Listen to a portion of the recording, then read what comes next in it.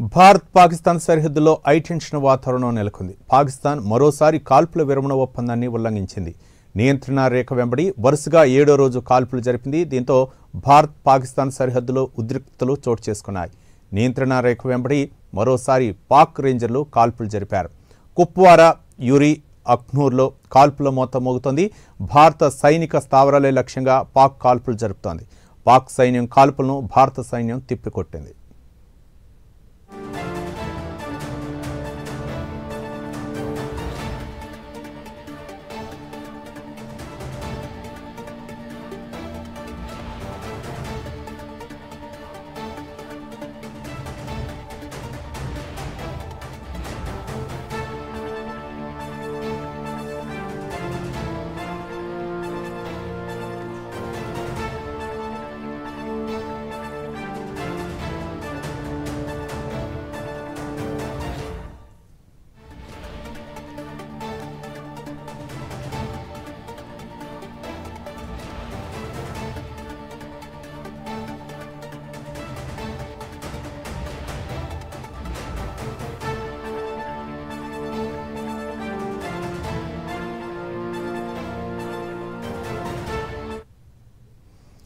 భారత్ పాకిస్తాన్ సరిహద్దులో ఐటెన్షన్ వాతావరణం నెలకొంది. పాకిస్తాన్ మరోసారి కాల్పుల విరమణ ఒప్పందాన్ని ఉల్లంఘించింది. నియంత్రణ రేఖ వెంబడి వరుసగా 7వ రోజు కాల్పులు జరిపింది. దీంతో పాక్ భారత్ సరిహద్దులో ఉద్రిక్తతలు కొనసాగుతున్నాయి. నియంత్రణ రేఖ వెంబడి మరోసారి పాక్ రేంజర్లు కాల్పులు జరిపారు. కుప్వారా, యూరి, అఖ్నూర్లో కాల్పుల మోత మోగుతోంది. భారత సైనిక స్థావరాలే లక్ష్యంగా పాక్ కాల్పులు జరుపుతోంది. పాక్ సైన్యం కాల్పులను భారత సైన్యం తిప్పికొట్టింది. దీనిపై మరిన్ని వివరాలు నేషనల్ బ్యూరో చీఫ్ కళ అందిస్తారు. కళ, రవి, దాదాపు మనం ఇప్పుడు ప్రస్తుతము లాల్ చౌక్ అంటే శ్రీనగర్ లో మెయిన్ ఉండేటటువంటి ప్లేస్ లాల్ చౌక్. ఇప్పుడు మనకి ఇక్కడ కనపడేటటువంటిది లాల్ చౌక్ ప్లేస్. ఈ లాల్ చౌక్ అన్నది సెంటర్ ఆఫ్ ప్లేస్. మొత్తము దేశంలో ఉన్నటువంటి పర్యాటకులు అందరూ వచ్చేటటువంటి ప్లేస్. ఇది మనకు టూరిస్ట్ స్పాట్ అన్నమాట. ఈ టూరిస్ట్ స్పాట్ కి ఇప్పుడు మనకు వెలబెలబోతుంది. ఇక్కడంతా కూడా పర్యాటకులు కనిపిస్తలేరు. అంతా కూడా చాలా నిశ్శబ్ద వాతావరణం నెలకొని ఉంది. ముఖ్యంగా దాదాపు కొన్ని లక్షల మంది కూడా ఇక్కడికి ఈ స్పాట్లో వచ్చేసేసి ఇక్కడ నుంచి మిగతా ప్రాంతాలకు వెళ్ళేటటువంటి ప్లేసు ఈ మనకు లాల్ చౌక్. ఈ లాల్ చౌక్ అనేది దాదాపు ఏదైతే మనకు ఇప్పటికీ 7 రోజులు అయ్యింది అంటే ఏదైతే పెహల్గామ్కి సంబంధించినటువంటి ఉగ్రదాడి తర్వాత అప్పటి నుంచి కూడా మొత్తం అంతా కూడా చాలా సైలెంట్గా ఉంది. ఇక్కడికి ఎవరు కూడా పర్యాటకులు రానటువంటి పరిస్థితి. దాదాపు మనకు ఏదైతే ఢిల్లీ నుంచి కానీ ఇతర రాష్ట్రాల నుంచి మాత్రము నడుస్తున్నటువంటి ఏదైతే ఫ్లైట్స్ కూడా ఖాళీగా వస్తున్నది. మనం ఇంతకుముందు కూడా కొన్ని విజువల్స్ చూసాము. పర్యాటకులు కూడా ఎవరికి ఇక్కడికి రావడానికి కూడా జంకుతున్నటువంటి పరిస్థితి ఒకవైపు. మరొక వైపు ఇక్కడ మనకు పహల్గావ్ అన్నది ఇక్కడ అంతా కూడా ఇక్కడ చుట్టూరు మనకు అంతా కనపడుతూ ఉన్నాయి. బిల్డింగ్స్ కనపడుతున్నాయి. ఆ బిల్డింగ్స్లో ప్రతి బిల్డింగ్లో కూడా దాదాపు 50 నుంచి 60 వరకు ఆర్మీ 4% నిఘా మధ్యలో ఉంది ఈ లాల్ చౌక్. అసలు మనకు ఆ బిల్డింగ్లో ఎవరు లేరు, ఖాళీగా ఉంది అనుకుంటాం. కానీ మనం డోర్ ఓపెన్ చేయగానే మనకు కనిపించేది ఆర్మీ పర్సన్స్. అలాంటి నిఘాలో ఇప్పుడు మాత్రము దాదాపు 2 రోజుల నుంచి కూడా మొత్తం అంతా కూడా ఇక్కడ లాల్ చౌక్ అంతా కూడా తర్వాత మనకు పహల్గాము తర్వాత మిగతా ప్లేసెస్ అంతా కూడా ఇతర రాష్ట్రాల నుంచి కూడా ఆర్మీ ఫోర్స్ వస్తున్నటువంటి సందర్భము. అయితే ఉదయం నుంచి కూడా మనము చూసాము చాలామంది అంటే పర్యాటకుల బదులు మనకు ఆర్మీ ఫోర్సులు వాళ్ళ మొత్తం అంతా కూడా అంటే వాళ్ళకు సంబంధించినటువంటి ఆయుధాలతోటి వాళ్ళకు సంబంధించినటువంటి సామాగ్రితోటి ఫ్లైట్స్లో దిగుతున్నటువంటిది పరిస్థితులు మాత్రము ఉన్నటువంటి గ్రౌండ్లో మనకు కనపడినటువంటి రియాలిటీ దృశ్యాలు. అయితే ముఖ్యంగా ఎవరితో కూడా మాట్లాడకుండా చాలా సైలెంట్గా ఉన్నటువంటిది. ఒకరిని క్వశ్చన్ అడిగాము అంటే ఎందుకు అడుగుతున్నారు అన్నటువంటిది ఒకటి మన వైపు క్వశ్చన్గా అంటే ఆ వ్యక్తి ఎవరు అన్నటువంటి అనుమానంగా చూసేటటువంటి ఇక్కడ సిచ్యువేషన్ మాత్రం కనపడుతుంది. అయితే మనం ఇక్కడ నుంచి ఏదైతే లాల్ చౌక్ నుంచి మనం ఎక్స్క్లూజివ్గా మొత్తం అంతా కూడా జమ్మూ కాశ్మీర్ అండ్ శ్రీనగర్ మొత్తం అంతా కూడా ఎక్కడ ఏ పరిస్థితులు ఉంది తర్వాత మనకి బార్డర్లో ఏమేమి ఉంది పరిస్థితి అనేది మాత్రం ప్రైమ్ నేను ఎక్స్క్లూజివ్గా అందించబోతుంది. ముఖ్యంగా ఇది మనకు ఏదైతే లాల్ చౌక్ అన్నది ఇప్పుడు అసలు ఇక్కడ లైవ్ అన్నది కూడా చాలా కష్టము. ఈ లైవ్ ఇవ్వాలంటే కూడా అసలు పర్మిషన్స్ లేదు. కానీ అతి కష్టం మీద ఒక ఎక్స్క్లూజివ్ ఇవ్వాలని రిక్వెస్ట్ చేయడంతో విత్ ఇన్ మనకు ఒక 5 నిమిషాలు ఇచ్చినటువంటి పరిస్థితి. అయితే ఇక్కడ మొత్తం అంతా కూడా సెక్యూరిటీ హై ఫోర్స్ తోటి ఉంది.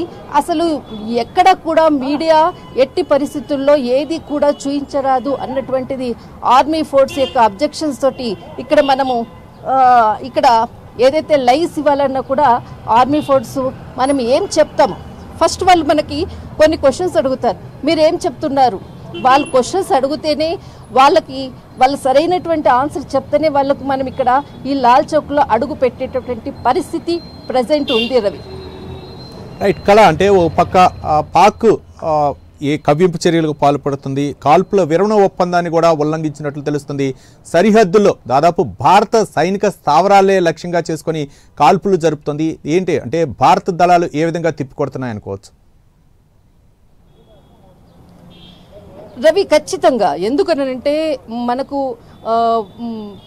మొదటి నుంచి కూడా ఏదైతే పహల్గావ్ దాడి కన్నా ముందు నుంచి కూడా మనకు 22వ తేదీన ఉగ్రదాడి జరిగింది. అయితే 20వ తేదీనే ఉగ్రదాడి చేయాలన్నటువంటిది ఏదైతే ప్రయత్నాలు చేశారో ఆ రోజు వర్షం రావడంతో ఆ వర్షం రావడంతో దాన్ని పోస్ట్పోన్ చేసుకుని తర్వాత ఏదైతే పహల్గామ్ అన్నటువంటి ఏదైతే మనకు బైసర్ అన్నటువంటి గడ్డి మైదానాలను వాళ్ళు ఎంచుకోవడం అన్నది ఇక్కడ చాలా కీలకమైనటువంటి పాయింట్. అయితే దీనికి సంబంధించినటువంటి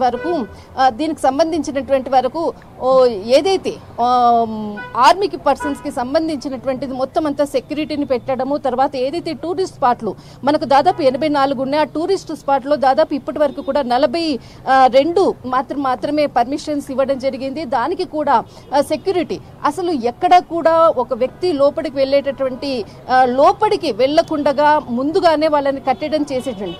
ప్రతి వ్యక్తిని కూడా లోపలికి, అంటే ఇంతకు ముందు కూడా దాదాపు నేను ఇక్కడ ఉన్నటువంటి ఆర్మీ ఫోర్స్ వాళ్ళని ఒకటే అడిగాను, ఇంతకు ముందు లేదు ఇప్పుడు ఎందుకు అంటే దాదాపు ఒక 2-3 రోజుల నుంచి ఇది ఇంకా చాలా సెక్యూరిటీ పెంచారు. రీజన్స్ ఏంటి అన్నది కొన్నిటికి మనం జవాబులు చెప్పలేం. ముందు ఏం జరగబోతుంది అన్నది మాత్రం ఖచ్చితంగా ఎవరు ఏం చెప్పట్లేదు. ఇక్కడ ప్రతి వ్యక్తి కూడా వాళ్ళు కూర్చొని, ఇక్కడ వ్యాపారాలు ఏం లేవు, ఖాళీగా ఉన్నారు. ప్రతి వాళ్ళు కూడా మొబైల్లో పెట్టుకొని ఏం జరగబోతుంది ఏమవుతుంది అన్నటువంటి ఒక భయం పరిస్థితుల్లో మాత్రం ప్రతి ఒక్కరు కూడా కనపడుతున్నారు.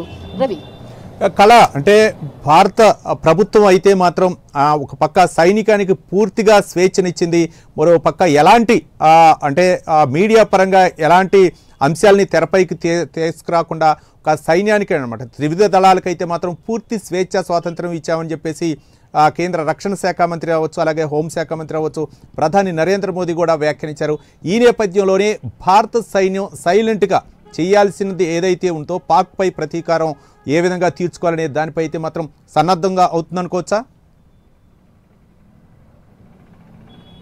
ఖచ్చితంగా రవి, ఎందుకంటే ఏదైతే మనకు ఒక రోజు ముందు జరిగినటువంటి ఏదైతే సమావేశం ఉందో త్రివిధ దళాధిపతులకు సంబంధించినటువంటి ఆర్మీకి సంబంధించినటువంటి క్యాడర్ తోటి ప్రధాని నరేంద్ర మోడీ గారు దాదాపు గంట పాటు జరిగినటువంటి సమావేశంలో ఒకటే మాట, భద్రతా దళాల మీద భారత సైన్యం మీద నాకు పూర్తి నమ్మకం ఉంది, మీకు పూర్తి స్వేచ్ఛనిస్తున్నాము, టైము ప్లేసు మొత్తం అంతా కూడా మీరే డిసైడ్ చేసుకోండి అన్నటువంటి విషయాలను అక్కడ ఆర్మీకి సంబంధించినటువంటి ఆఫీసర్స్తో కూడా సైన్యానికి అధికారులతో కూడా చెప్పడం జరిగింది.